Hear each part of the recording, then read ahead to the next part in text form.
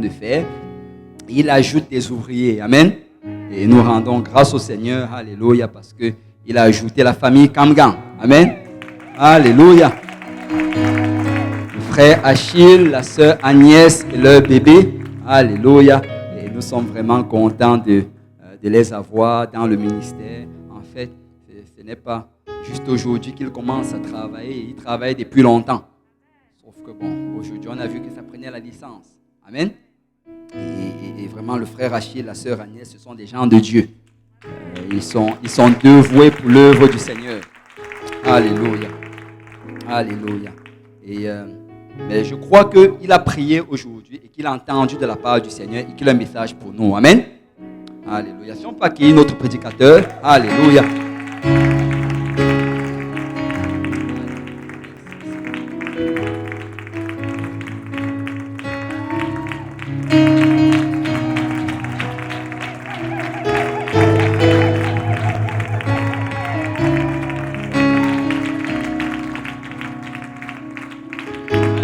Gloire à Dieu tout le monde. Est-ce qu'on peut donner ces louanges au Seigneur Jésus-Christ? Lui seul est digne de louange, lui seul est digne de gloire, d'adoration, d'élévation. Alléluia. Est-ce qu'on peut battre nos mains pour le Seigneur en ce lieu? Lui seul est digne de louange. Rassurons-nous que nous n'allons jamais louer un homme puisque nous ne louons Dieu. Amen. Est-ce qu'on peut vraiment faire du bruit pour le Seigneur qui mérite toute louange et toute adoration? Alléluia.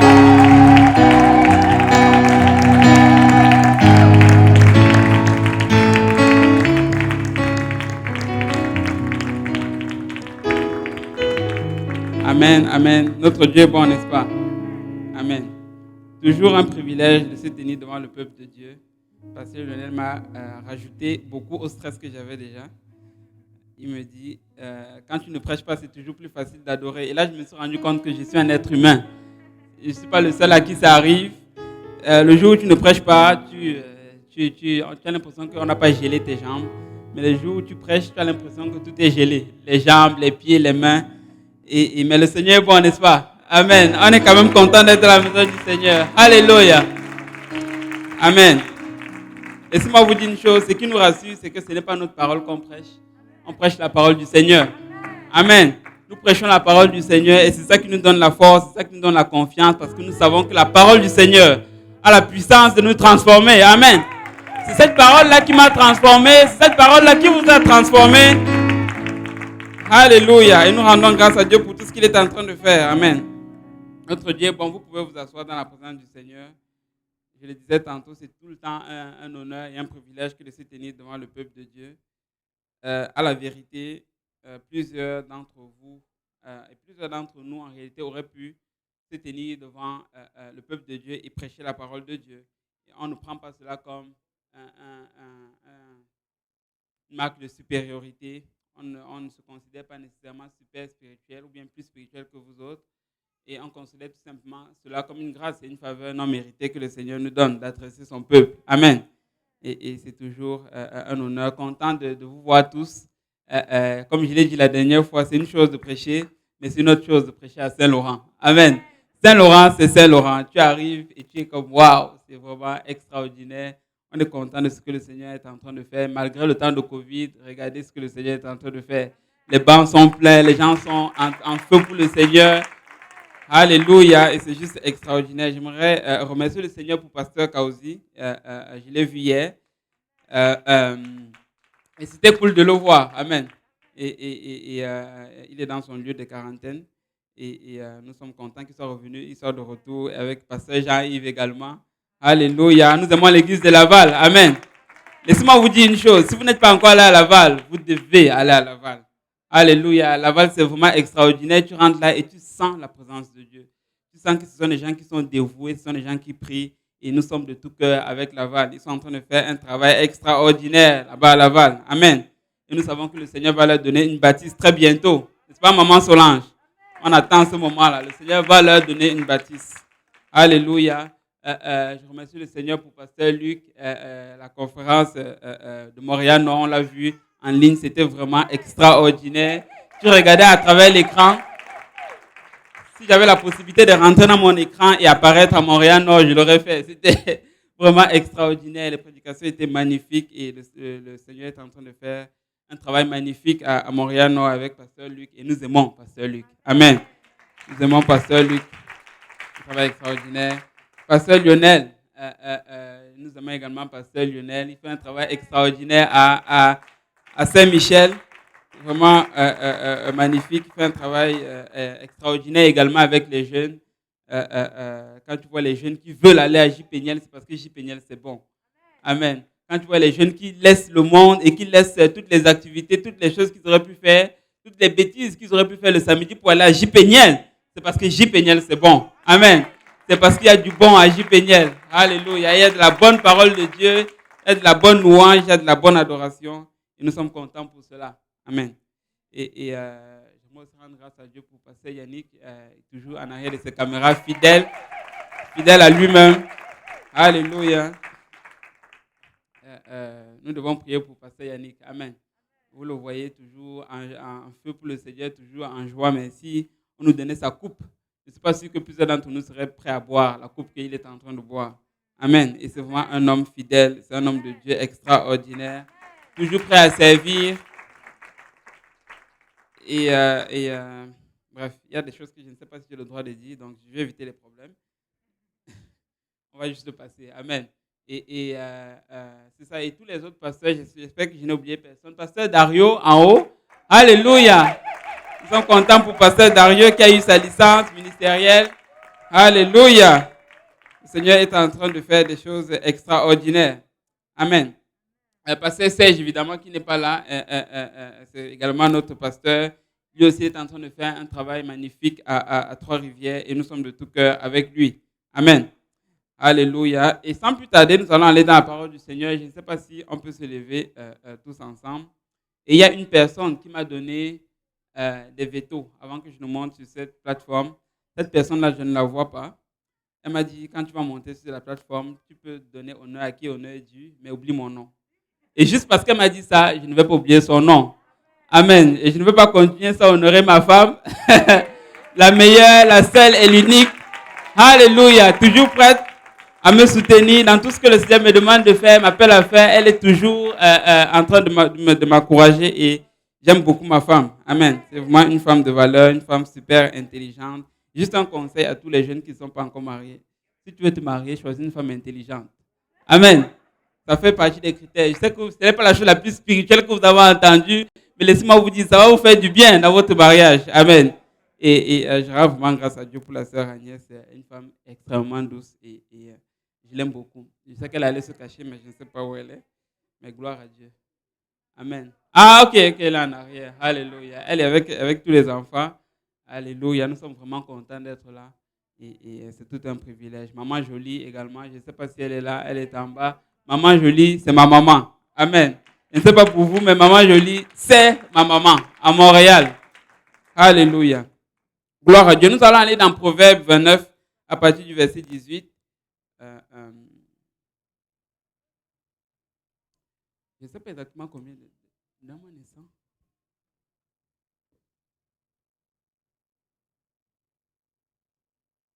Alléluia. Gloire à Dieu. Je voulais juste me rassurer de à peu près combien de temps j'ai. Alléluia. Proverbe 29, le verset 18. La Bible dit, quand il n'y a pas de révélation, le peuple est sans frein. Heureux s'il observe la loi. Amen. Quand il n'y a pas de révélation, le peuple est sans frein. Heureux s'il observe la loi. Alléluia. Je ne sais pas si le pasteur Lionel peut prier pour le moment de la parole.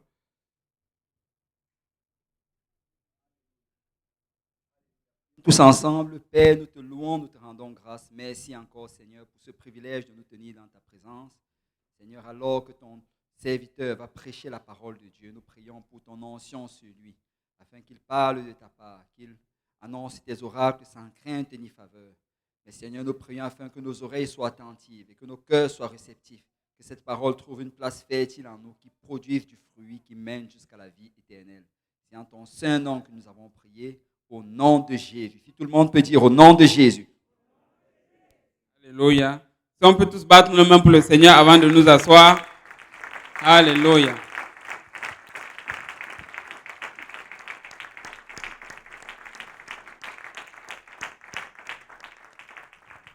Alléluia. Vous pouvez vous asseoir dans la présence du Seigneur. Amen. Le Seigneur est bon. Et ceux qui sont de Laval, probablement, sont déjà en train de dire, mais qu'est-ce que celui-là est en train de faire?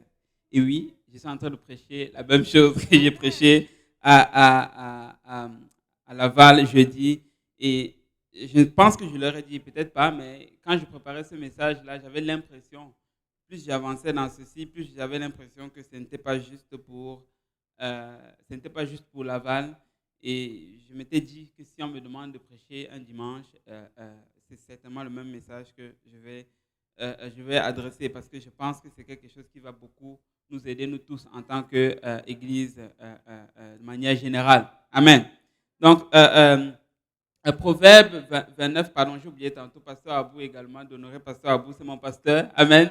À l'Est, avec Pasteur Emeric, une équipe vraiment extraordinaire. Ils sont en train de faire des merveilles là-bas à l'église de l'Est. Amen. Et si vous n'êtes pas encore venu, il y a quelqu'un qui est venu à l'église de l'Est la dernière fois. Elle est allée aux toilettes, elle est sortie et elle a dit, waouh, les toilettes, c'est la classe. Hein? J'ai dit, mais oui, qu'est-ce que tu crois? Ça ne blague pas à l'Est. Amen. Et venez voir l'église de l'Est et on est content de notre église. Le Seigneur est en train de faire des choses merveilleuses. Amen. Donc, Proverbe 29, le verset 18 est celui que j'ai eu à cœur de prendre comme verset d'ouverture. Il dit, quand il n'y a pas de révélation, le peuple est sans frein, heureux s'il observe la loi. Donc maintenant, quand on le lit en français, la version Louis II, on peut manquer peut-être le détail ou on peut manquer la profondeur en réalité de ce verset-là. Mais quand tu le lis en anglais, ça dit « Where there is no vision, the people perish ». Ça, c'est la version King James. Merci, ils l'ont mis à l'écran. Et si je veux traduire littéralement de l'anglais au français, ça dirait « Là où il n'y a pas de vision, le peuple périt ». Amen. Et ça, c'est comme un avertissement que le Seigneur est en train de donner. Il est en train de dire, si tu veux ne pas périr, ça prend que tu aies une vision. Mais encore et encore, on regarde les chrétiens et même des fois églises, pas celle-ci, bien évidemment. Et je suis sérieux quand je dis ça, cette église n'est pas dans ce cas-là. Mais quand tu regardes plus au niveau individuel, et c'est triste de constater que plusieurs d'entre nous, souvent, on vit notre vie sans aucune vision. Mais j'aimerais juste nous rappeler une chose. La Bible te dit que lorsqu'il n'y a pas de vision, le peuple périt. Nous devons tous avoir une mission. Nous devons tous avoir une vision. Nous devons tous avoir un objectif. Où est-ce que nous sommes en train d'aller? Laissez-moi donner un petit disclaimer. Ton objectif ne devrait pas être de devenir un jour archibishop ou bien ton objectif ne devrait pas nécessairement de devenir être nécessairement pasteur. Je vais te donner un objectif qui vaut la peine ou bien un objectif qui est biblique. Ça devrait être juste de gagner des âmes. Tu devrais avoir un objectif juste de gagner le plus de monde possible. Si ça va passer par juste sortir dans les rues et évangéliser, ainsi soit-il. Tu n'as pas besoin d'avoir nécessairement un micro pour gagner les âmes. Amen. Et moi, j'ai beaucoup entendu d'objectifs qui ne font pas de sens. Excusez-moi, mais pas de sens. Je ne connais pas quelqu'un dans la Bible qui avait pour objectif de devenir pasteur. Je n'en connais pas. Ce n'est pas ça notre objectif. Notre objectif, ce n'est pas juste de se tenir devant les gens et de parler. Notre objectif, c'est de gagner des âmes. Voilà un objectif qui vaut la peine. Et on ne peut pas tous être derrière le pupitre en train de prêcher. Et je ne dis pas ça parce que je suis ici. On ne peut pas plus être tous derrière le piano en train de jouer. Il faut bien qu'il y ait quelqu'un au piano. Il faut bien qu'il y ait quelqu'un qui est en train de chanter, quelqu'un qui prêche, quelqu'un qui balaye le sol et quelqu'un qui est à la porte. C'est ça qui fait qu'ensemble, nous sommes efficaces. Amen. Nous devons tous avoir juste tout simplement le désir de sauver les âmes. C'est la chose qui est la plus importante. Mais là, il dit ici, là où il n'y a pas de vision, le peuple périt. J'avais pris les données pour Laval, pour nous faire réaliser un peu quel privilège est-ce que nous avons. Et là, pour aujourd'hui, j'ai sorti évidemment les données de Montréal. Montréal fait à peu près 431 km² en superficie. Et la population fait 1,78 million d'habitants. Ça, c'est en 2017. Et la densité, on parle de 4662 habitants par kilomètre carré. Tout le monde sait ce qu'est une densité. La densité, ça veut dire, si je prends une certaine superficie, combien de personnes est-ce que je vais avoir dans cette superficie? Donc, plus la densité est grande, plus les gens sont serrés comme n'est-ce pas? Et là, Wikipédia te dit que la densité de Montréal, c'est 4662. Et selon mes recherches, la ville de Montréal est évidemment la plus grande ville en population parmi les 50 villes qu'il y a au Québec. Vous vous en rendez compte, c'est la plus grande ville qu'il y a au Québec. C'est la deuxième plus grande ville en termes de densité, après Côte-Saint-Luc. Donc ça veut dire que c'est l'endroit où tu vas aller dans tout le Québec, où tu vas avoir plus de gens qui sont réunis ensemble dans le même lieu. Bien évidemment, je ne suis pas venu ici vous faire des cours de géographie ni de démographie, mais je suis venu nous faire réaliser le privilège que nous avons d'être dans la maison de Dieu.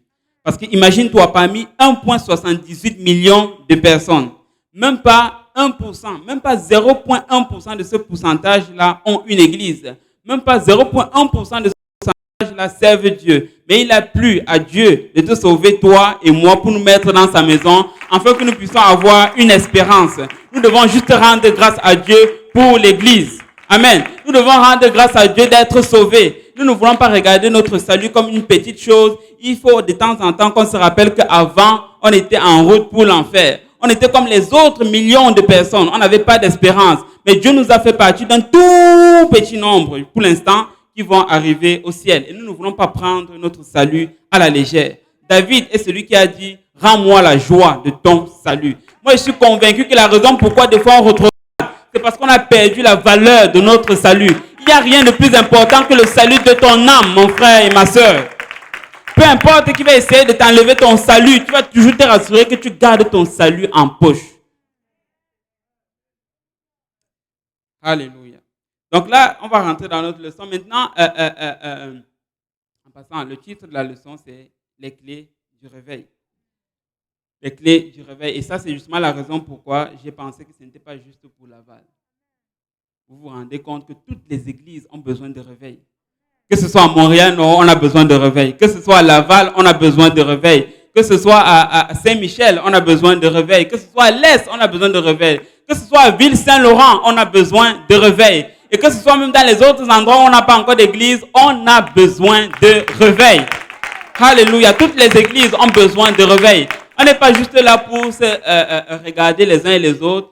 Comme je le disais à Laval, il y a de beaux visages à Laval, croyez-moi. Je suis arrivé là-bas, je leur ai dit, autant que j'aime vos visages, ce n'est pas pour ça que je suis venu à l'église. Amen. Il y a aussi de beaux visages ici à Saint-Laurent. Amen.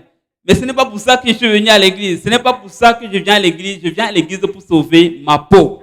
Je viens à l'église pour sauver mon âme. Je ne viens pas juste pour qu'on ait du bon temps. Je ne viens pas juste pour qu'on fraternise un peu ensemble. Oui, je vais prendre toutes ces choses. Mais je viens à l'église parce que je sais que j'ai besoin de l'église pour pouvoir être sauvé. Laissez-moi juste rappeler quelque chose à l'église. Il n'y a pas de salut hors de l'église. Il n'y a pas de salut hors de l'église. J'ai souvent entendu des folies là à l'extérieur. Certaines personnes me disent, j'ai trouvé Dieu, j'ai rencontré Dieu.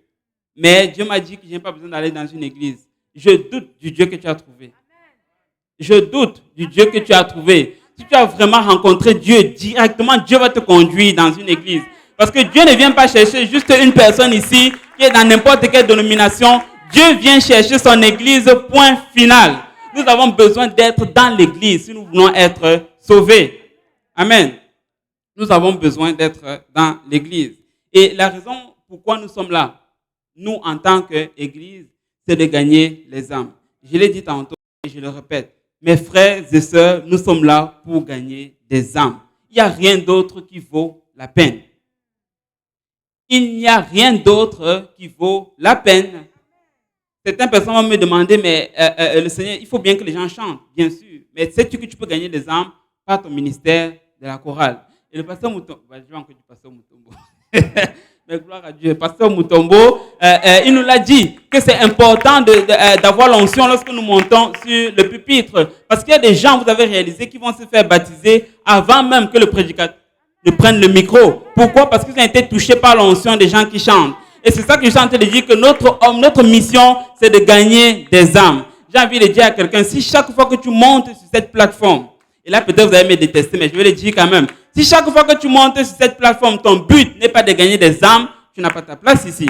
Notre but, c'est de gagner des âmes. Je ne viens pas montrer à quel point je connais prêcher, je ne viens pas montrer à quel point je connais chanter ou jouer au piano, je viens parce que je veux que les âmes soient sauvées. Amen. Et quand telle est notre façon de voir, si mon frère m'offense, devine quoi? Dimanche prochain, je reviens quand même. Si mon frère me blesse dimanche prochain, je reviens quand même parce que je viens pour sauver les âmes. Amen. Et même si j'ai l'impression qu'on ne reconnaît pas tous mes talents, la prochaine fois, je viens quand même parce que je viens pour sauver les âmes. Amen. Je ne viens pas pour moi. Je ne viens pas pour être vu, mais je viens parce que je veux que les âmes soient sauvées. Et c'est la raison pourquoi nous sommes là, mes frères et sœurs, en tant qu'Église. Et on n'a pas deux missions. Celle-là est notre mission. On n'est pas venu non plus blaguer avec les ténèbres. On n'est pas venu blaguer non plus avec le monde des ténèbres. Nous sommes venus pour mettre des dégâts dans le camp de l'ennemi, pour faire des dégâts réellement dans le camp de l'ennemi. Laissez-moi vous rappeler une autre chose. L'Église est la chose la plus puissante qui existe dans toute ville, quelle qu'elle soit. Je répète, l'Église est la chose la plus puissante qui existe dans toute ville, quelle qu'elle soit. Ce ne sont pas les endroits où les psychologues, tu peux voir le psychologue, ce ne sont même pas les hôpitaux. Prends un cadavre, amène à l'hôpital et je veux voir si le cadavre va ressusciter.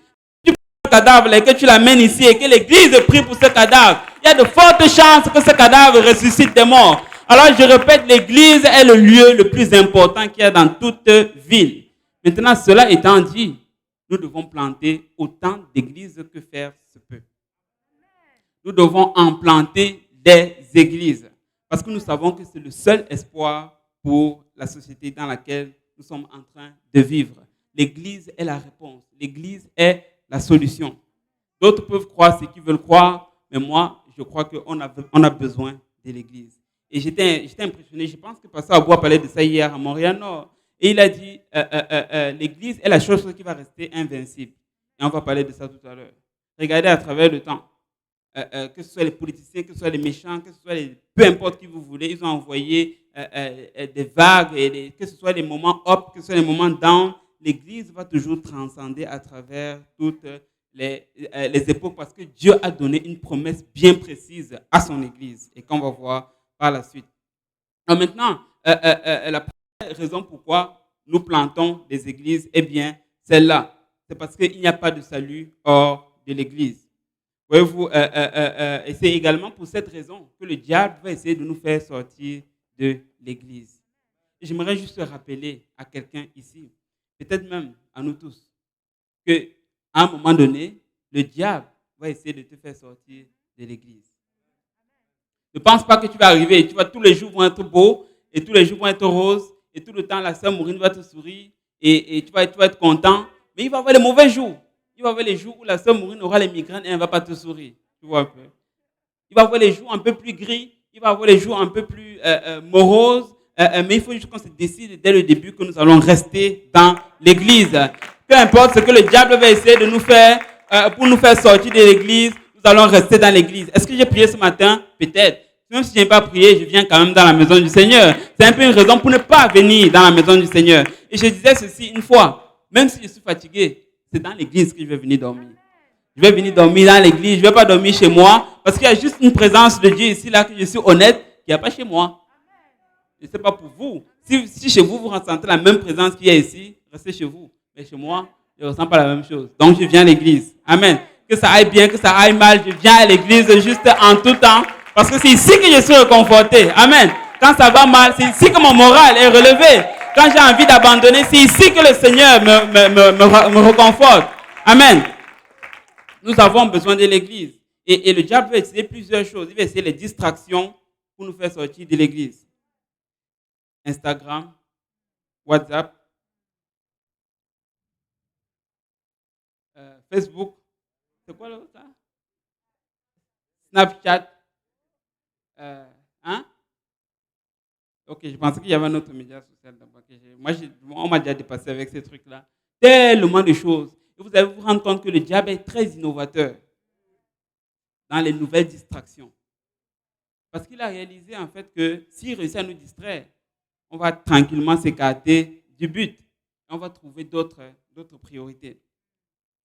Il faut qu'à un moment donné, on se décide qu'on réalise en fait qu'il y a réellement une bataille spirituelle. Le diable va essayer par WhatsApp. Et je sais de quoi je parle. Il va essayer par WhatsApp, il va essayer par Facebook, il va essayer par toutes ces choses-là pour nous distraire. et tu vas passer toute la journée à la maison, tu ne vas pas prier. Tu vas passer toute la journée à la maison, tu ne vas pas lire la parole de Dieu. Mais si tu vas sur ton téléphone et que tu regardes le nombre de temps, maintenant sur iPhone, il y a ça, que tu as passé sur certaines applications-là, tu vas te sentir mal pour toi-même.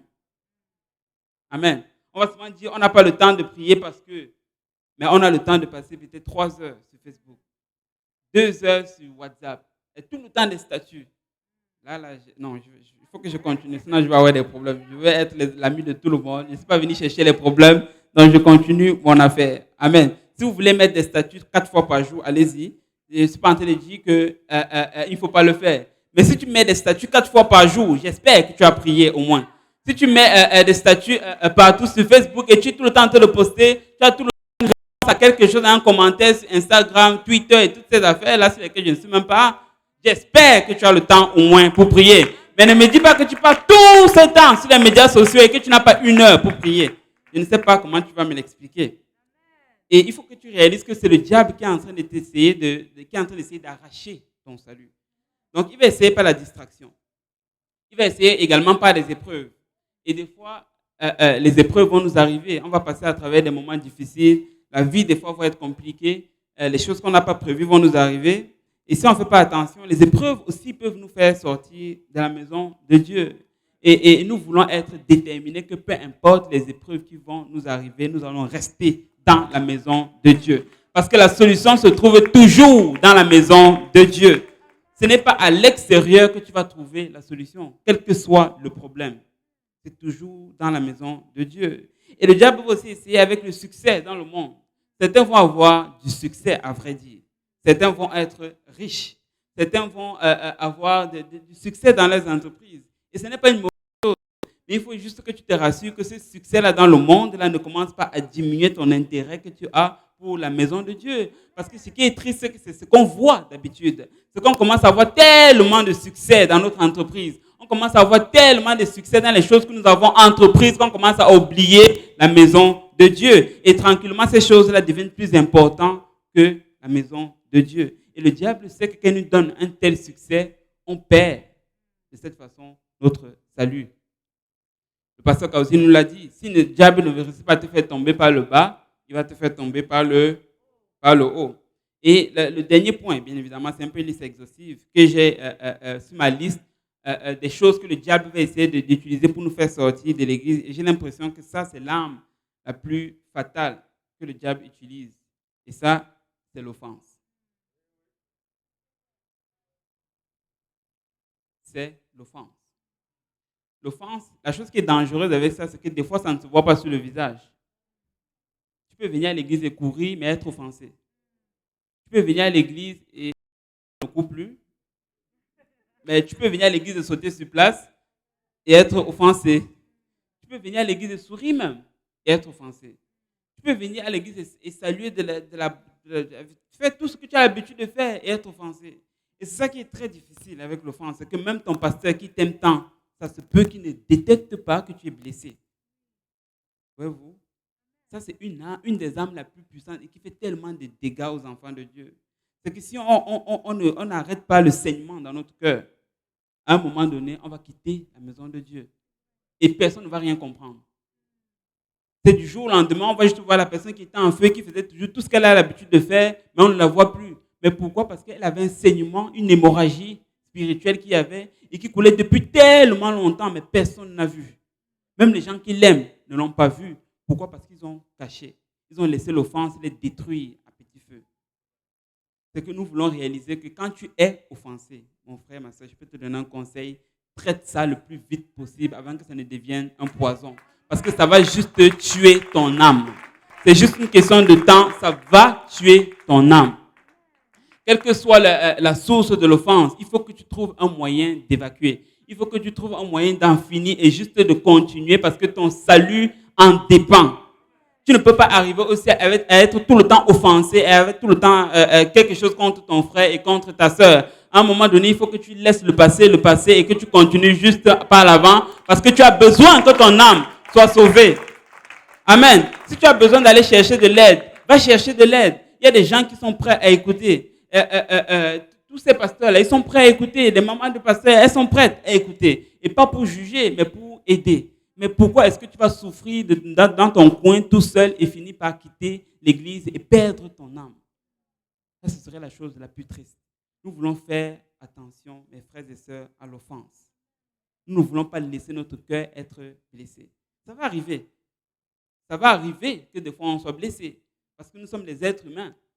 Et le pasteur Aboua dit quelque chose d'incroyable ce matin. Il disait, quand il y a l'offense, c'est parce qu'il y a l'amour. En fait, il a dit plutôt à Montréal-Nord. Voici quelqu'un te blesse, c'est parce que tu aimes cette personne.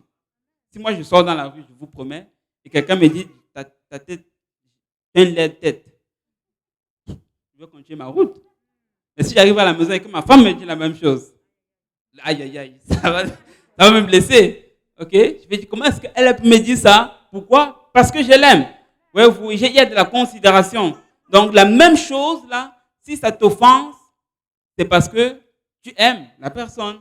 Et le diable veut nous faire croire que c'est tout le contraire. C'est qu'il n'y a pas d'amour dans la maison du Seigneur. Si nous sommes offensés de temps en temps, c'est parce qu'on s'aime tellement que peu importe ce que mon frère, ma soeur fait, ça me touche. J'ai de la considération pour mon frère. Amen. Et c'est pour ça que je suis offensé des fois. C'est pour ça que certaines choses qui va faire, ça va me toucher. Mais je ne veux pas laisser l'offense rester dans mon cœur.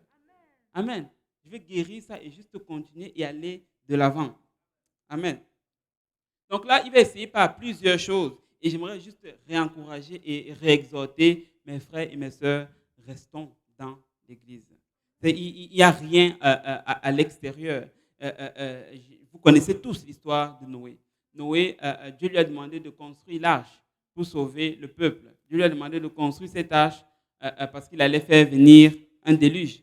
Et si tu voulais être sauvé, il fallait que tu sois dans l'arche. B à bas. C'est très simple. Si tu voulais être sauvé, il fallait que tu sois dans l'arche. Tu n'avais pas besoin de comprendre comment est-ce que Noé a construit l'arche. Tu n'avais pas besoin de comprendre pourquoi est-ce que la moufette sent autant. Tu avais besoin d'être dans l'arche, point final.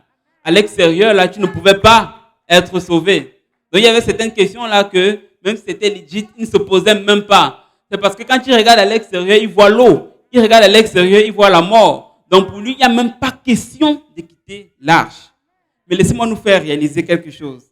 L'église, là, c'est un peu comme si tu étais dans cette bouteille-là et que tu regardes à travers et tout ce que tu vois, c'est la mort. Laisse-moi te dire, à l'extérieur de l'église, il n'y a pas de salut. La raison pourquoi des fois on convoite sortir de l'église, aller à l'extérieur, c'est parce qu'on pense qu'il y a la vie hors de l'église. Mais laissez-moi nous réitérer, mes frères et sœurs, il n'y a pas de vie hors de l'église. Le salut se trouve dans la maison de Dieu. Donc peu importe le problème que j'ai, je vais trouver la solution dans la maison de Dieu et non à l'extérieur. Parce qu'à l'extérieur, j'y perds mon âme. Donc la première raison pourquoi nous devons planter des églises, c'est parce qu'il n'y a pas de salut hors d'église. Il n'y a pas de salut hors de l'église. La deuxième raison pourquoi est-ce que nous devons planter des églises, c'est parce que l'église est la chose la plus importante que Dieu n'ait jamais faite. Depuis Genèse jusqu'à Apocalypse. Depuis le commencement jusqu'à la fin. Ça, c'est la chose la plus importante que Dieu n'ait jamais faite. Et j'ai dit choses, bien évidemment, nous ne sommes pas des choses. Okay? Je parle des choses, ou bien les institutions que Dieu a jamais implantées. L'Église est la plus importante. La Bible dit ceci dans Actes, chapitre 20, le verset 28. Prenez donc garde à vous-même et à tout le troupeau sur lequel le Saint-Esprit vous a établi évêque pour paître l'Église du Seigneur qui s'est acquise par son propre sang. Amen. Il dit pour paître l'Église du Seigneur qui s'est acquise par son propre sang. Et donc là, il est en train de parler ici aux autres apôtres, si on veut. Il dit donc, prenez donc garde à vous-même et à tout le troupeau sur lequel le Saint-Esprit, vous, dirigeant, vous a établi pour paître l'Église du Seigneur, que lui, le Seigneur, s'est acquise au prix de son sang. Donc, il est en train de dire que ça lui a coûté son sang pour inaugurer ou bien pour établir cette Église. Maintenant, regardons un peu à travers, je fais un petit balayage ici là, de la Bible pour savoir qu'est-ce que ça a coûté à Dieu pour faire différentes choses qu'il a fait. Pour créer les cieux et la terre, Dieu a utilisé sa parole. N'est-ce pas? Pour couvrir le péché d'Adam et Ève, Dieu a sacrifié un animal. et il leur a revêtu de peau. Pour protéger Caïn de la mort, Dieu a mis un signe sur son front. Pour sauver Israël de l'Égypte, Dieu a frappé de mort tous les premiers-nés égyptiens. Amen. Pour sauver Shadrach, Meshach et Abednego, Dieu lui-même est rentré dans la fournaise ardente. Amen. Ça, c'était pour sauver Shadrach, Meshach et Abednego. Pour guérir un aveugle dans la Bible, là on est dans le Nouveau Testament, Dieu, Jésus-Christ, a utilisé sa salive pour guérir les yeux de l'aveugle. Mais pour créer son église, mes frères et sœurs, Dieu a payé son église au prix de son propre sang. Ça, c'était le prix ultime. Il a donné de sa vie pour pouvoir inaugurer son église. Et il n'a jamais payé d'un prix aussi grand à travers tout l'Ancien Testament et le Nouveau Testament, les deux compris. L'église est la chose qui a coûté le plus à ton Dieu et à mon Dieu. Ça en dit long sur l'importance de l'église, mes frères et mes sœurs. C'est la chose qui lui a coûté le plus. Il a dit, cette église-là vaut la peine que je meure, que je vienne sur terre, que je souffre le calvaire, que je souffre tout ce que j'ai souffert pour qu'il puisse exister, pour que cette église puisse au final exister. Ça lui a coûté tout. Et c'est pour ça que l'église est importante. L'église est la solution à la drogue dans les rues. L'église est la solution au problème de la drogue dans les rues. Donc, lorsque nous sortons évangéliser, nous pouvons dire, si tu as un problème d'addiction à la drogue, je connais une église où tu peux être délivré de ton problème d'addiction. Si tu rencontres un raciste, ne commence pas à argumenter avec lui. Dis-lui, je connais un endroit où tu peux être délivré du racisme. Si tu rencontres quelqu'un qui a plein de haine, dis-lui, je connais un endroit où tu peux être rempli d'amour, où tu peux être délivré de la haine. Si tu connais quelqu'un qui souffre de dépression, dis-lui que c'est dans la maison du Seigneur qu'il peut être délivré de sa dépression. Amen. On a des exemples vivants, des gens qui étaient venus, qui étaient dépressifs, qui étaient sur le bord du suicide, mais qui aujourd'hui sont dans la maison du Seigneur. La promiscuité sexuelle, la violence et tous ces fléaux-là que nous avons dans notre société, je veux juste que nous réalisons que nous, Église, nous sommes la solution à toutes ces choses. Parce qu'on voit les gens qui en sont délivrés jour après jour. Et notre mission, c'est d'aller leur dire à l'extérieur que nous avons la solution. Certains pensent que la meilleure chose qui leur est jamais arrivée, c'est le visa qu'ils ont obtenu pour venir au Canada. La semaine dernière, je parlais avec Pasteur Emeric. Il me racontait comment il y a un de ses oncles qui se jugeait très malchanceux. Il disait, je ne comprends pas, j'ai toujours les mauvaises choses qui m'arrivent. Je suis tellement malchanceux. Il est arrivé aux États-Unis, la malchance l'a encore frappé. Et il n'arrivait pas à avoir ses papiers. Il a dit, bon, je vais venir. Il a fait les papiers pour venir au Canada.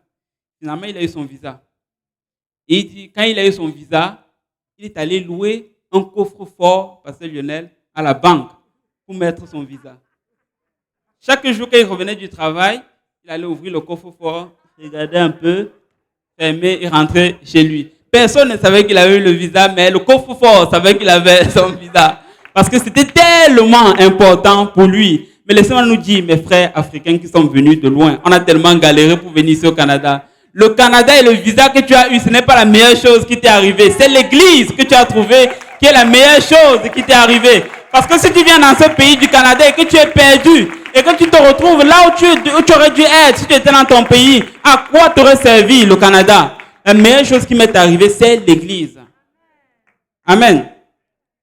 J'aurais préféré rester dans mon Cameroun natal et souffrir, mais être sauvé quand même. Ça me sert à quoi de venir dans un pays où je vis mieux, charnellement parlant, et d'être perdu, et de sacrifier mon salut.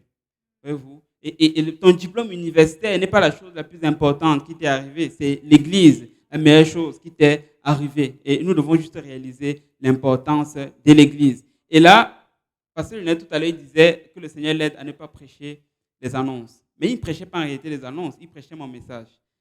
Parce que pendant les annonces, il a prêché probablement une bonne portion. En fait, vous l'avez déjà probablement remarqué, il a beaucoup parlé de l'église, du fait qu'on a besoin de l'église. Donc, il n'était pas en train de prêcher nécessairement les annonces, il était tout simplement en train de confirmer le message. La troisième raison pourquoi est-ce que nous devons planter les églises, mes frères et sœurs, c'est parce que l'église est juste invincible. Impossible de vaincre l'église. Tu peux me vaincre, mais tu ne peux pas vaincre l'église. Tu peux vaincre peut-être certaines personnes, mais l'Église, elle est juste invincible. Elle n'est pas invincible à cause de nous parce que nous sommes dedans. Elle est invincible à cause d'une prophétie qui est déjà écrite noir sur blanc dans la Bible. Laissez-moi vous la lire. Matthieu 16, verset 18.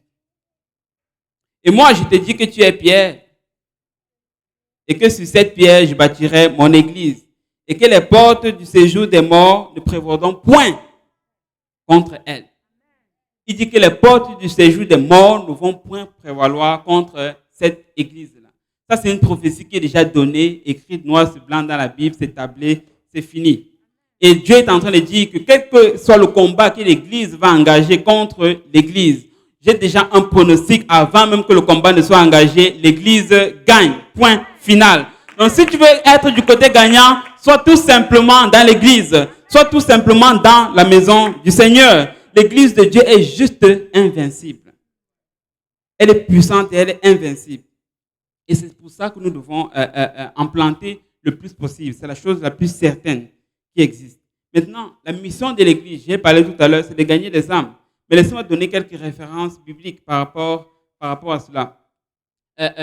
Luc 24, on va lire à partir du verset 45. Et vous savez que le Seigneur Jésus-Christ, avant de monter, il a donné la grande commission. Amen. À son église. Et Luc l'a rapporté, Matthieu l'a rapporté, Marc l'a rapporté et Luc l'a rapporté une deuxième fois dans le livre des Actes. Donc, on va essayer de lire dans les quatre livres. Et on va se rendre compte que la mission, elle est unique, elle est singulière. La raison pourquoi je prends la peine de faire ceci, c'est parce que très souvent, on pense qu'une église peut avoir sa mission propre à elle. Mais je ne vois pas ça dans la Bible. Dieu a donné la même mission à toutes. Il a donné la même mission à tous les apôtres, à tous les disciples. Il n'a pas dit il va avoir des apôtres qui sont spécialisés dans les finances. Il va avoir certains apôtres qui vont être spécialisés dans le mariage. Il va y avoir certains apôtres qui vont être spécialisés dans ceci. Il a donné le même message à toutes les églises, c'est de prêcher l'évangile, point final. Amen.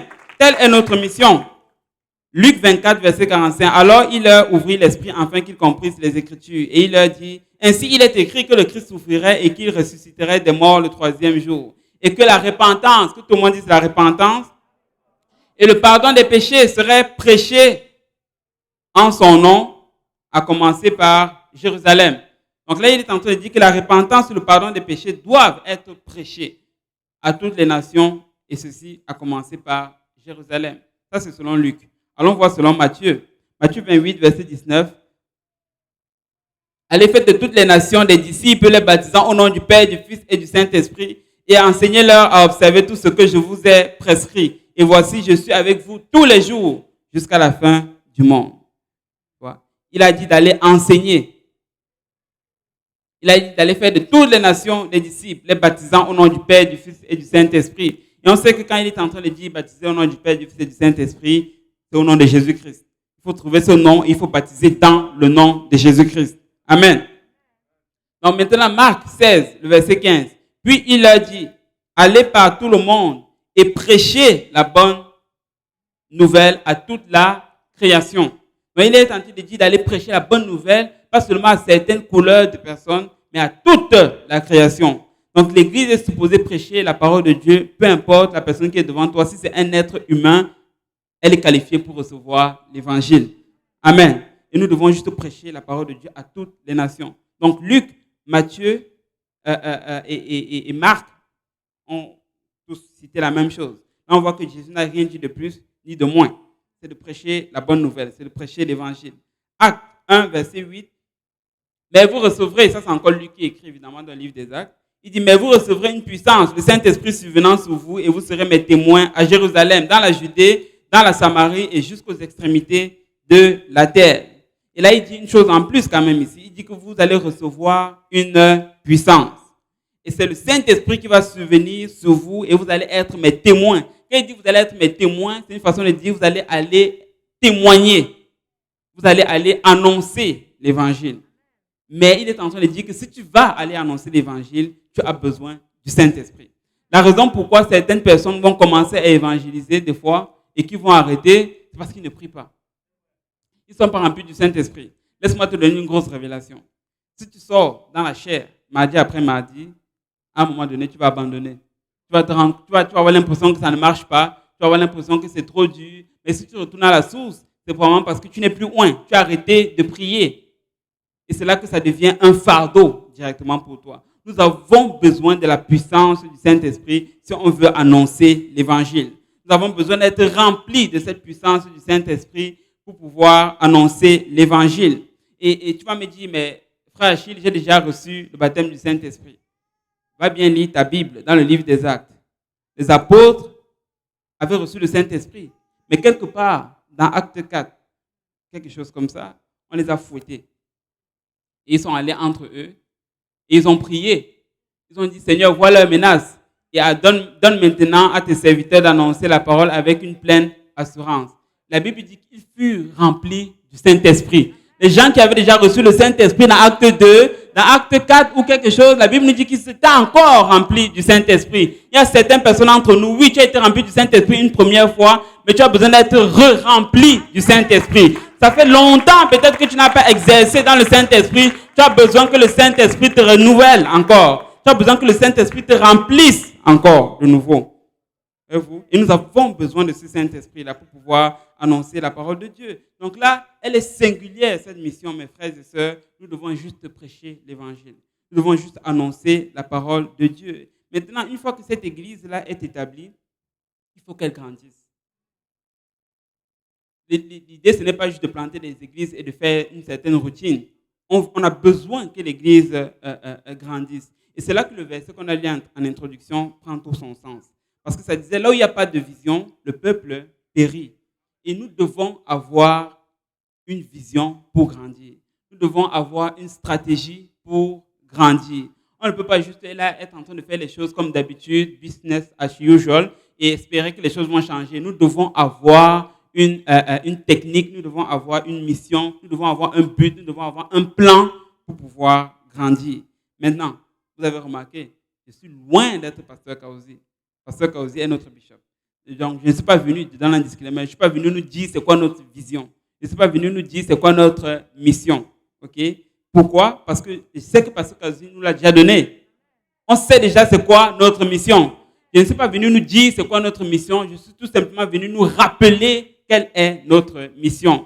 Parce que si on ne fait pas attention, on va commencer à combattre des faux combats. On va commencer à combattre des mauvais combats. Et Paul est celui qui avait dit à Timothée, combat le bon combat de la foi. Il est très possible, très facile de commencer et de se perdre à gauche, à droite, dans les combats que le Seigneur ne nous a pas appelés à combattre. Et je l'ai dit ceci à l'aise. Tu regardes ton frère, tu dis, telle sœur a des problèmes de commérage, il faut qu'on prie, il faut qu'on jeûne. C'est le Seigneur qui t'a demandé de prier, de jeûner pour elle. Tel frère a tel ou tel problème, et là tu t'embarques dans les choses que le Seigneur ne t'a pas appelé. Occupe-toi de tes propres affaires.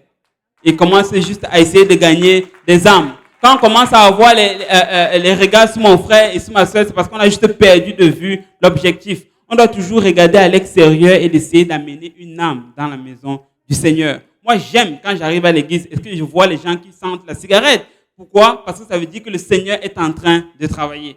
J'aime quand j'arrive à l'église et je vois les gens qui ne sont pas encore reçus du Saint-Esprit. Pourquoi? Qui ne sont pas encore remplis du Saint-Esprit. Pourquoi? Parce que ça veut dire qu'il y a un nouveau candidat pour recevoir le Saint-Esprit. Je ne suis pas content d'arriver tout le temps voir les mêmes visages. J'ai besoin de voir de nouveaux visages. J'ai besoin d'arriver et de chercher de nouvelles études bibliques. Juste des excuses pour prier pour quelqu'un. Ça montre que le Seigneur est en train de travailler, mes frères et sœurs. Nous devons revenir à cela. Je me souviens à une époque où on était content quand on voyait des nouveaux.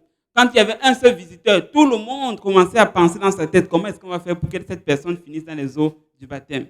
Mais aujourd'hui, on arrive avec d'autres priorités. C'est même possible que quelqu'un s'asseye à côté de nous, un visiteur, il n'est jamais venu pour la première fois. Le service commence, la louange, les annonces, l'adoration, la prédication, l'appel à l'autel. Tu sors, tu pars, tu n'as même pas salué la personne qui est à côté de toi. Ça, ce n'est pas qui nous étions avant. Avant, quand il y avait une seule nouvelle personne qui rentrait dans la maison du Seigneur, on voulait à tout prix que cette âme-là obéisse à l'évangile. Et nous devons juste retourner à ça. Nous devons juste retourner à cette place-là où on est acharné à travers les âmes parce qu'on veut qu'ils restent dans la maison du Seigneur. On veut les garder. On veut pas juste qu'ils se baptisent au nom du Seigneur Jésus-Christ après qu'ils retournent en arrière. On veut que quand ils arrivent, ils restent dans la maison de Dieu. c'est de cette façon que nous allons grandir, mes frères et sœurs. C'est de cette façon que nous allons grandir. Donc, c'est très important d'être stratégique dans notre évangélisation. C'est très important d'être stratégique dans ce que nous faisons. Maintenant, les clés du réveil. La première que j'aimerais donner, c'est la prière. Toute chose naît, mes frères et sœurs, dans la prière. N'embarque pas dans un quelconque projet, même s'il est spirituel et même s'il est bon, et même s'il est biblique, si tu n'as pas prié. Toute transaction spirituelle naît littéralement dans la prière. Nous avons besoin de retourner à la prière, mes frères et sœurs. Il y a beaucoup trop de choses qu'on commence à faire sans avoir prié. On commence à être confortable dans une certaine routine et ça devient juste le talent qu'on est en train d'exercer, mais ce n'est pas l'onction de Dieu. Nous avons besoin, mes frères et sœurs, de retourner à la prière. Il n'est pas normal qu'on arrive à 20h à la réunion de prière qui commence à 19h. Pour certains, ils arrivent même à 20h50 et la prière finit à 21h. Et tu vas me dire que tu as prié? Je ne pense pas. Nous devons juste retourner à la prière. Toutes sortes de prières, des prières abondantes, des prières sans relâche. Nous devons intercéder pour les âmes. Parce que c'est à ce lieu-là que naissent toutes transactions spirituelles. Regardez par exemple dans la Bible, Anne, elle a eu son enfant parce qu'elle a prié. Son enfant Samuel est né dans la prière. Elle a prié et Dieu a ouvert son sein pour qu'elle puisse enfanter Samuel. Comment est-ce que je peux l'expliquer? Ce n'est pas une conversation quelconque avec Élie, le sacrificateur, c'était juste la prière. C'est dans la prière que les choses spirituelles vont commencer à naître. Si on veut voir des choses dans le physique, il faut d'abord qu'elles naissent dans le spirituel. Mais si elles vont naître dans le spirituel, ça va être lorsque nous allons être sur nos genoux. Souvent, on veut arriver et on veut récolter les choses dans le naturel, alors qu'on n'a rien semé dans le spirituel. Ces âmes-là doivent venir d'abord dans le spirituel. On doit les appeler à l'existence dans le spirituel. Nous devons insister dans la prière. Isaac a prié pour sa femme et Dieu a imploré. Et Ésaü et Jacob sont nés. Voilà d'autres jumeaux qui sont nés par l'influence de la prière de leur père. Et j'aimerais juste nous rappeler, mes frères et sœurs, que nous devons prier.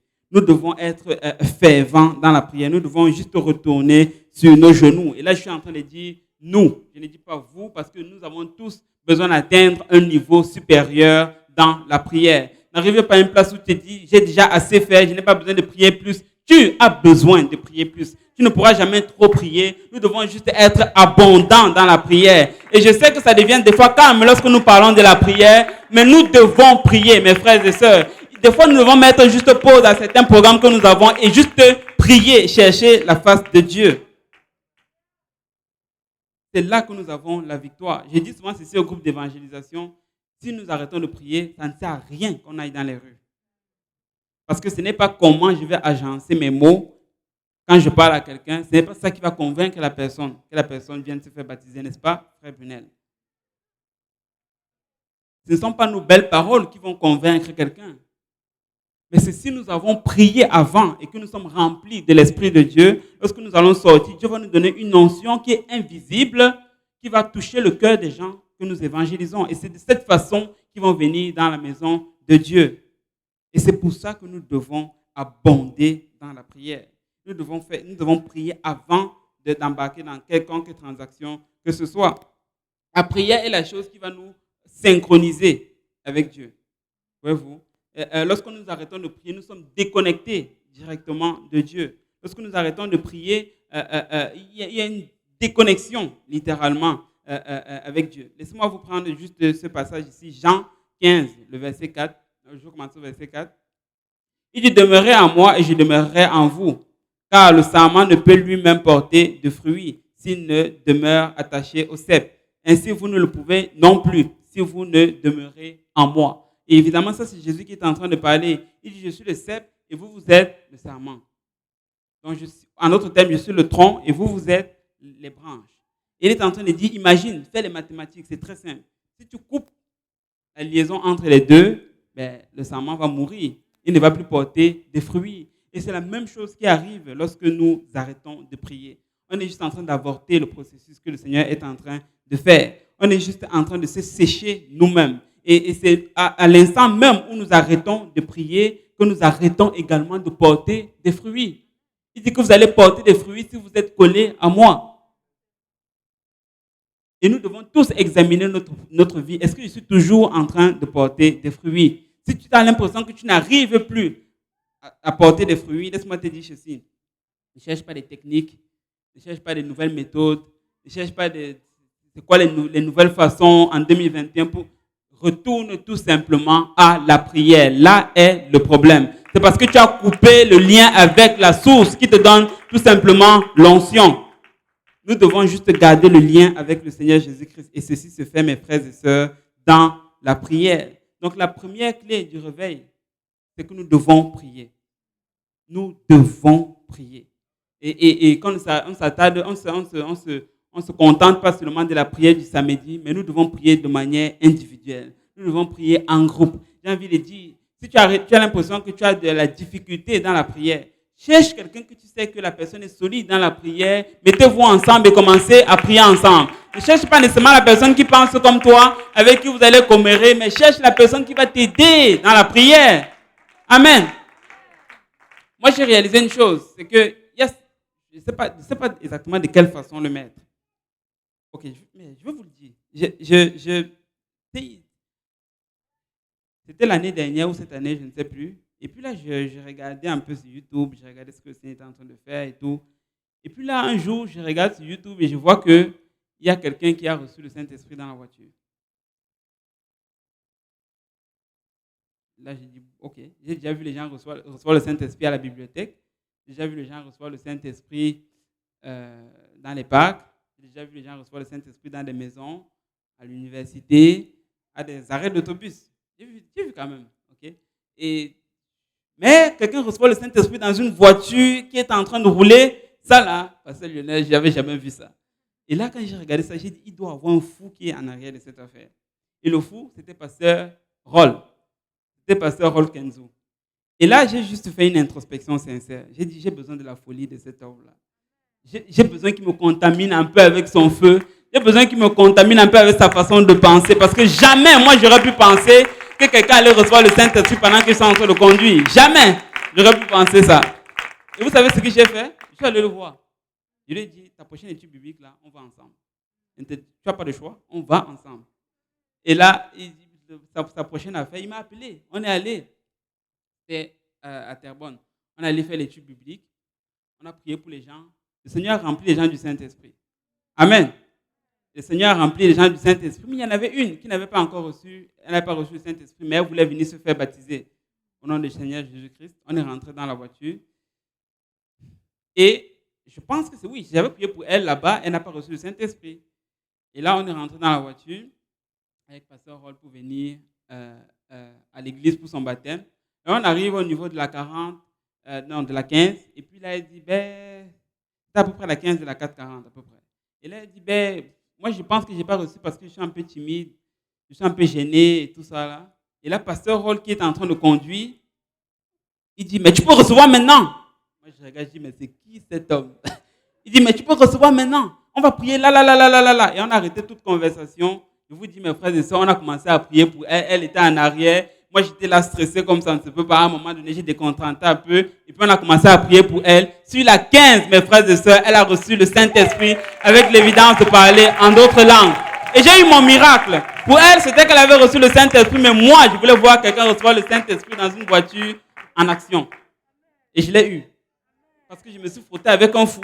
Et là, le Seigneur m'a rendu fou aussi. Amen. Donc, j'ai envie de te dire, si tu veux devenir fervent dans la prière, frotte-toi avec quelqu'un qui sait prier. Frotte-toi avec quelqu'un qui aime la prière. Ne cherche pas juste quelqu'un qui fait les mêmes choses que toi, mais cherche quelqu'un qui va t'amener vers l'avant. Amen.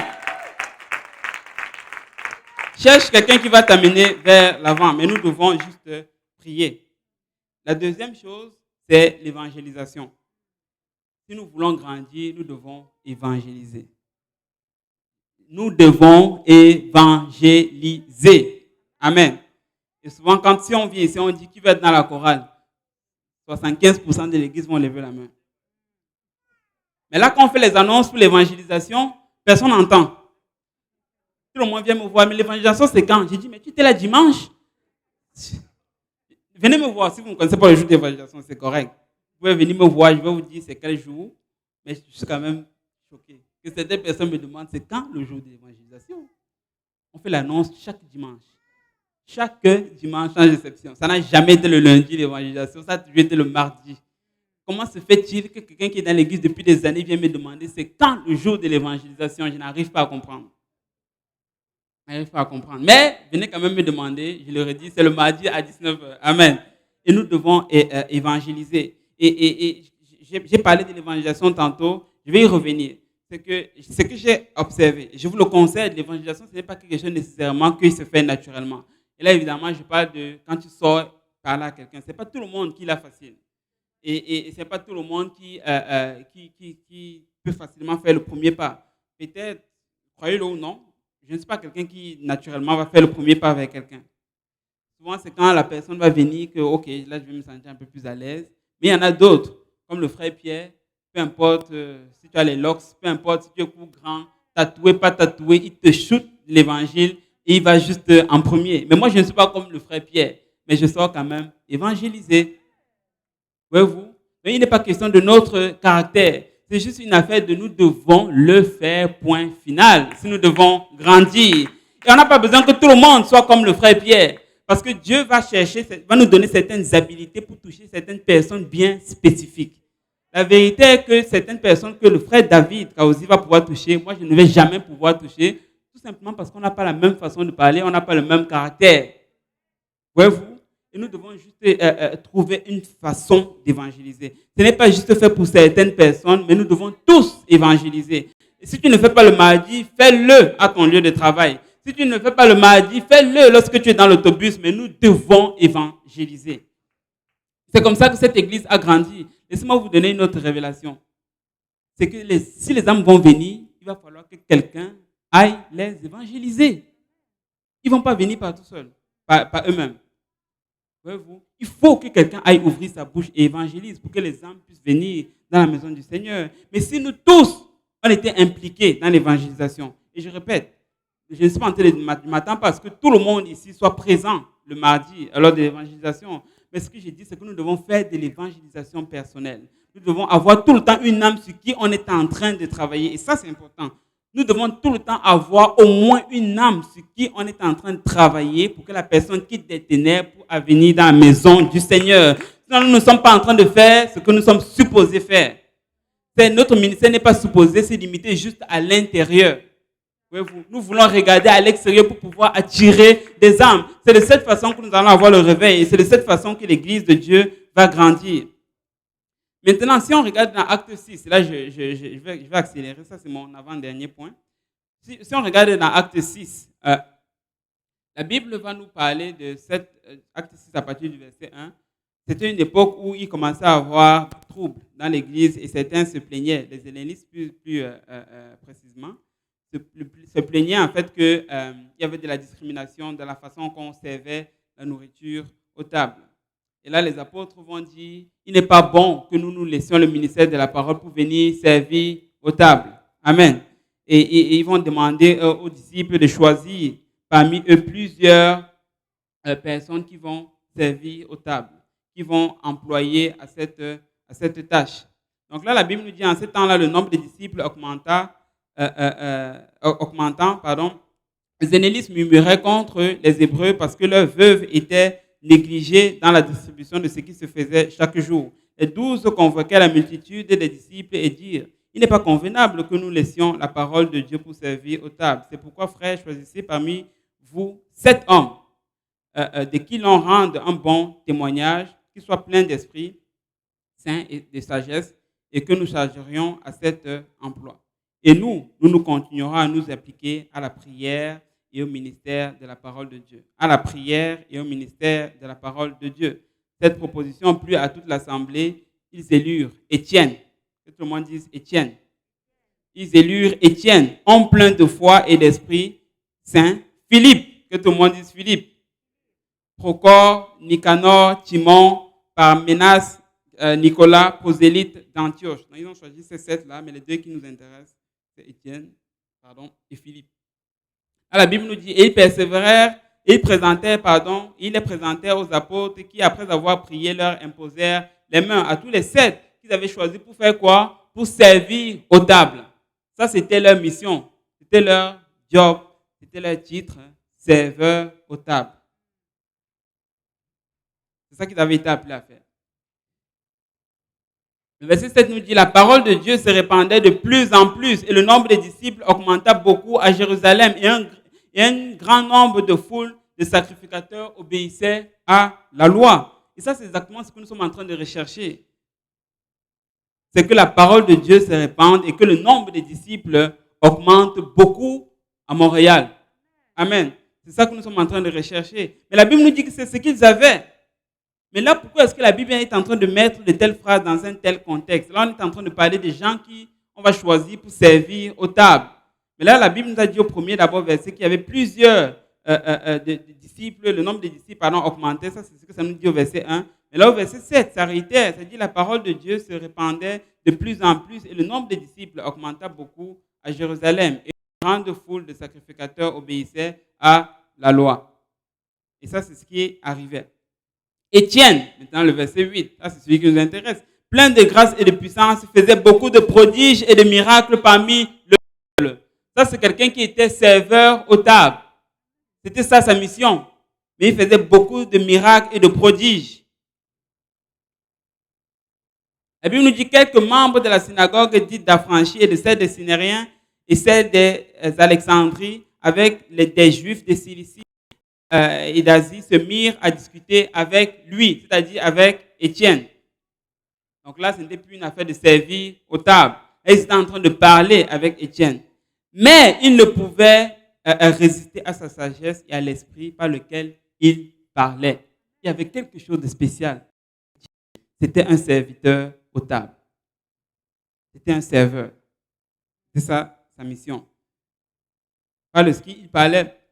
Et là, tu te rends compte que Étienne, il ne s'est pas juste arrêté à servir aux tables. Mais Étienne prêchait de Dieu. Et c'est exactement pour cette raison-là qu'un grand nombre de sacrificateurs obéissaient à la parole. Et c'est exactement pour ça que le nombre de disciples n'arrêtait pas d'augmenter. Parce que Étienne s'est dit, mon ministère ne va pas juste s'arrêter à l'intérieur, servir aux tables, mais je vais aller à l'extérieur chercher les non-chrétiens, les gens qui ne croient pas encore à la parole de Dieu, et je vais leur prêcher la parole de Dieu, même si mon titre officiel, c'est serveur aux tables. J'ai envie de dire à quelqu'un, même si on t'a demandé de faire n'importe quoi dans la maison du Seigneur, que ce soit balayé, nettoyé, ça ne t'empêche pas de prêcher l'évangile. Ça ne t'empêche pas de partager la parole de Dieu. Tu as la fonction de Dieu pour pouvoir le faire. Il n'avait pas besoin d'un titre. Il n'avait pas besoin d'une reconnaissance spéciale, mais il prêchait juste la parole. Ça, c'était Étienne. Tournons 2 chapitres plus loin pour tomber dans Acte 8. Et là, la Bible nous parle maintenant d'un autre. Et la Bible dit ceci, Acte 8, le verset 4. Ceux qui avaient été dispersés allèrent de lieu en lieu annonçant la bonne nouvelle de la parole. Donc ça c'est les disciples qui avaient été dispersés. Ils sont allés de lieu en lieu et ils ont commencé à annoncer la parole. Le verset 5. Philippe, qui est un autre serviteur aux tables, étant descendu dans la ville de Samarie, il prêcha le Christ. Voyez-vous, Philippe également, lui, il prêchait le Christ. Il s'est dit, je ne veux pas juste m'arrêter à servir aux tables, mais il faut d'une quelconque façon que je prêche le Christ. Et c'est exactement pour cette raison, mes frères et sœurs, que j'ai dit que si ton ministère ou si mon ministère, ça reste juste dans la maison du Seigneur, c'est qu'il y a quelque chose que je fais mal. Mais il faut que je prêche l'évangile à l'extérieur. D'une quelconque façon, il faut que j'ouvre ma bouche pour prêcher le Christ. Et Philippe, lui également, il a gagné d'autres personnes au Seigneur. Il tourne plus tard, et probablement c'est même Philippe-là qui a baptisé l'eunuque éthiopien. Parce qu'il prêchait la parole. C'était un serviteur aux tables, mais il prêchait la parole de Dieu.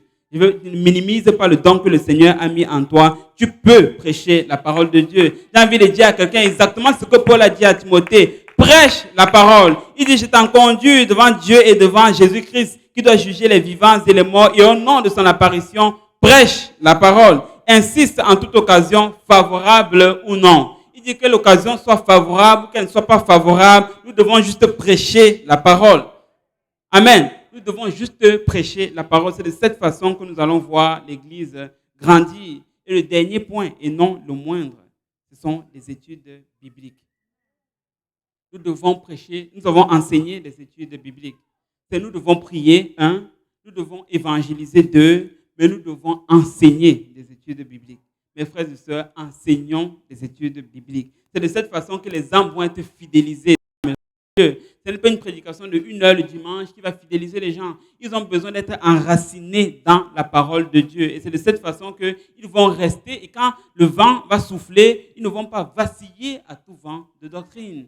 Mais nous devons enseigner les études bibliques. Tu peux avoir n'importe quel ministère, c'est correct. Mais rassure-toi que tu as au moins une étude biblique. Si toi-même, tu ne peux pas donner l'étude biblique, trouve un candidat pour recevoir l'étude biblique et accompagne cette personne. Mais il faut que tu sois impliqué dans les études bibliques. C'est la chose qui fonctionne.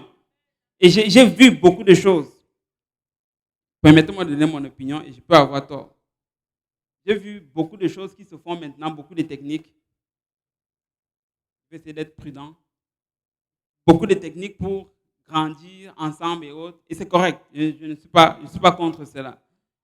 Mais je vais juste rappeler à nous tous ici, là, ce qui nous a fidélisés dans cette maison-là, ce sont les études bibliques. C'est explorons la parole de Dieu. Est-ce que quelqu'un d'entre nous a déjà vu autre chose que explorons la parole de Dieu pour grandir les gens? Non. Il a prêché la parole de Dieu, il a prié avec nous et il a enseigné. Explorons la parole de Dieu. Point final. Ça a marché il y a de cela 10 ans, ça va continuer de marcher aujourd'hui. On n'a pas besoin de chercher de nouvelles techniques. Enseignons juste la parole de Dieu. Les âmes sont transformées lorsque nous enseignons la parole de Dieu. Je vais finir peut-être avec ce témoignage. Il y a une étude biblique que j'enseigne à Terrebonne et j'espère qu'ils ne sont pas en train d'écouter. Et je vous dis, le Seigneur est en train de faire des choses vraiment extraordinaires dans cette famille. Et tu arrives au début, tu te demandes, mais où est-ce qu'on va avec cette étude biblique, Pasteur Luc?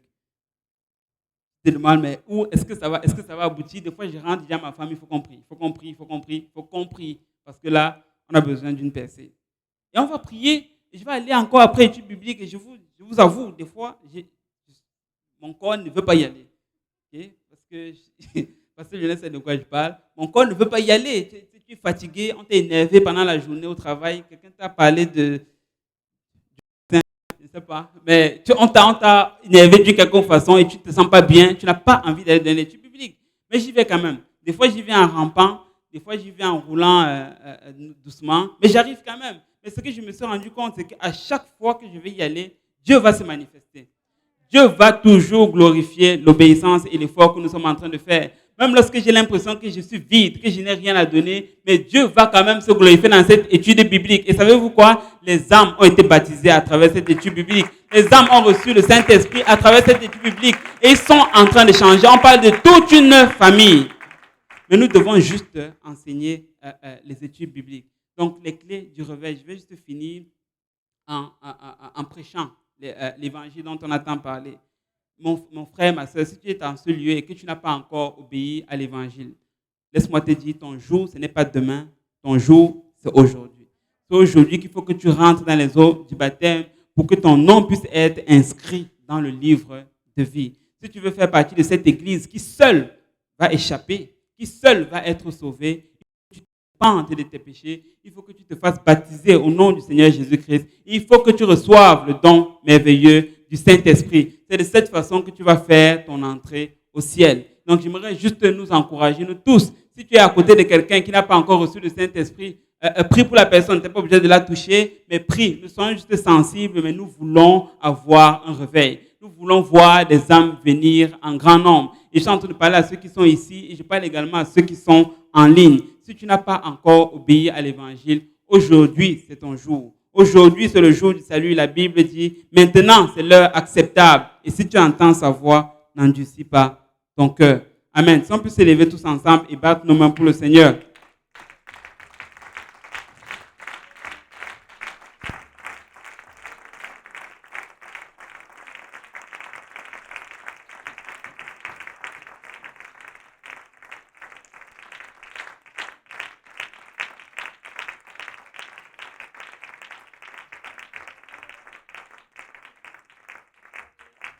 Alléluia. Pardon du Seigneur. Alléluia. Alléluia. Nous allons prendre le temps de prier. Alléluia. Nous n'allons pas être très longs, mais je crois que le Seigneur veut toucher quelqu'un. Amen. La présence de Dieu est parmi nous. Nous avons entendu de la part du Seigneur. Alléluia. Les clés du réveil.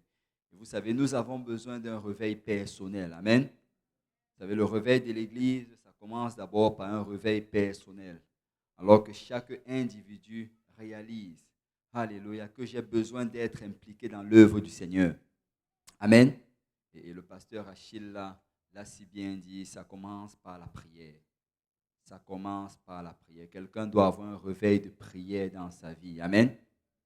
Et vous savez, nous sommes dans un temps où vraiment l'iniquité abonde, le mal abonde. C'est le temps d'augmenter son temps de prière. C'est le temps de chercher Dieu comme jamais auparavant. Amen. Alléluia.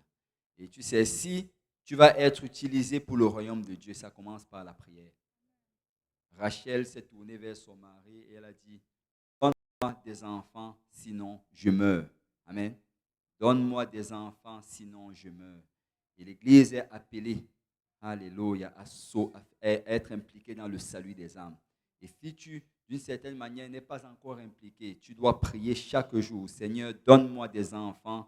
Alléluia. Parce que si nous ne sommes pas impliqués, nous allons mourir. Nous allons mourir. Ça prend d'être impliqué dans la moisson. Et tu vas persévérer dans le Seigneur. Amen. Alléluia. On va prier tous ensemble. Alléluia. Et j'aimerais qu'on élève chacun nos voix vers le Seigneur et qu'on parle à Dieu. Tu connais l'état de ton cœur. Alléluia. Tu connais c'est quoi qui occupe tes journées, c'est quoi qui occupe tes nuits. Alléluia. Et tu peux venir vers le Seigneur aujourd'hui. Alléluia. Seigneur, tu nous as donné une grande commission. Alléluia. Tu nous as appelés à aller par tout le monde et annoncer la bonne nouvelle. Tu nous as appelés à leur enseigner ce que tu nous as appris. Alléluia. Mais Seigneur, je prie aujourd'hui pour la vision. Alléluia. Quelqu'un doit parler au Seigneur, je veux la vision. Écoute. Le Seigneur a un plan pour ta vie. Le Seigneur veut t'utiliser pour le salut des âmes. Alléluia. Mais tu dois prier pour la vision. Parce que sans vision, alléluia, le peuple périt. Élevons nos voix tous ensemble vers le Seigneur. Alléluia. Alléluia. Père, nous voici devant toi. Alléluia. Seigneur, nous avons entendu la parole de l'homme de Dieu. Alors que tu as utilisé, Seigneur, sa voix pour nous parler aujourd'hui. Et tu nous as rappelé que tu nous as donné une grande commission. Et tu nous as rappelé que cette commission, c'est pour toute l'Église. Ce n'est pas juste pour le pasteur ou bien pour un certain groupe. Mais c'est pour chacun d'entre nous, depuis les plus petits jusqu'aux plus âgés. Seigneur, nous venons, Seigneur, devant toi aujourd'hui, afin de répondre encore à ton appel. Utilise-moi, Seigneur, pour le salut des âmes. Utilise-moi, Seigneur, alléluia, pour gagner une âme, pour enseigner une étude biblique. Utilise-moi, Seigneur, pour enseigner à mes enfants les voies du Seigneur. Que de ma maison, Seigneur, sortent des pasteurs, que de ma maison sortent des prophètes, que de ma maison sortent des hommes et des femmes de Dieu qui vont vivre fidèlement pour le Seigneur. Père, je veux être une influence dans mon école. Je veux être une influence dans mon lieu de travail. Seigneur, je veux, Seigneur, être la lumière dans ce monde. Seigneur, tu nous as appelés, Seigneur, alléluia, à prêcher la bonne nouvelle dans ce monde de ténèbres. Seigneur, donne la vision à tes enfants aujourd'hui, Seigneur. Seigneur, que chacun d'entre nous, Seigneur, puisse savoir comment est-ce que nous allons mettre cette mission en marche. Que chacun d'entre nous, Seigneur, puisse, Seigneur, avoir une direction en ce moment même. Afin de commencer à avoir un impact, Seigneur. Un impact pour le salut des âmes. Seigneur, je prie que tu baptises chacun de tes enfants ici présents d'une vision claire, Seigneur. Alléluia. Et que tu mettes en chacun d'entre nous un zèle. Et que le zèle de ta maison nous dévore. Et que nous allions à l'intérieur. Et que nous annoncions la bonne nouvelle. Que nous enseignons des études bibliques. Que nous invitons des gens dans la maison du Seigneur. Que tu utilises nos mains, Seigneur, pour guérir des malades. Pour chasser des démons. Tu utilises nos mains, Seigneur, pour ressusciter des morts. Père, je prie, Seigneur, que tu amènes ton Église dans les rues et que Montréal soit bouleversé par ta parole. Seigneur, que la province du Québec soit bouleversée par ton esprit. Harabashakarabasa karabashanda. Erebeshakarabasa karabashekerebeshanda. Arabasokoroboshakarabaşanda. Seigneur, mets un feu, Seigneur, renfermé dans nos eaux. Mets un feu, Seigneur, dans le cœur de chacun de tes enfants ici présents, Papa. Seigneur, que personne ne se pense trop vieux pour évangéliser. Que personne ne se pense trop jeune pour annoncer ta parole. Mais je prie, Seigneur, que chacun d'entre nous, depuis les plus petits jusqu'aux plus grands, ait un feu, Seigneur, qui nous pousse, Seigneur, à faire ton œuvre.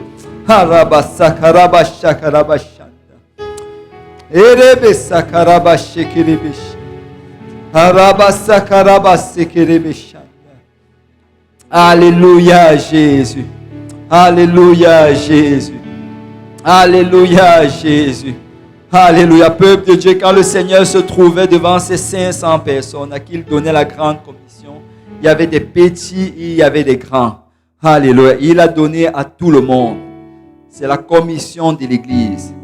Alors je viens te dire aujourd'hui, alléluia, c'est réponds à l'appel du Seigneur. Réponds à l'appel du Seigneur. Là, le monde qui nous entoure attend la révélation des fils de Dieu. Amen. Alléluia. Et nous allons répondre. Amen. Est-ce qu'il y a des gens qui vont répondre? Si on peut battre nos mains pour le Seigneur. Alléluia. Alléluia. Merci Seigneur. Merci Seigneur. Gloire au nom du Seigneur. Alléluia. Et si vous êtes ici aujourd'hui, comme on l'a mentionné, vous n'avez pas encore été baptisé au nom de Jésus-Christ, aujourd'hui même, vous pouvez obéir à l'évangile. Il y a de l'eau, des vêtements de rechange. Alléluia. Et vous pouvez revêtir le précieux nom du Seigneur Jésus-Christ. Alléluia. Gloire au nom du Seigneur. Le peu de Dieu, que le Seigneur vous bénisse. Alléluia. Allons dans la paix du Seigneur. Merci, pasteur Achille. Alléluia. Pour ce puissant message. Alléluia. Alléluia. Je ne sais pas pour vous, mais ce message est pour moi. Amen. Ce message est pour moi et je vais évangéliser. Je vais m'impliquer dans la moisson. Alléluia. Gloire au nom du Seigneur. Alléluia. Alléluia. J'ai une annonce qu'on me donne, mais je ne sais pas. Je crois qu'il faut. Amen. Qu'on doit. Amen. Gloire au Seigneur. Mais je crois que ce qu'on dit sûrement, c'est qu'on doit sortir. C'est ça. Oui, c'est ça. On a besoin des gens qui vont aider à nettoyer. Alléluia. Comme d'habitude, si vous pouvez nous donner un coup de main pour nettoyer les bancs, pour permettre à ce que quand le service du soir arrive, tout est nettoyé, désinfecté. Alléluia. Gloire au nom du Seigneur.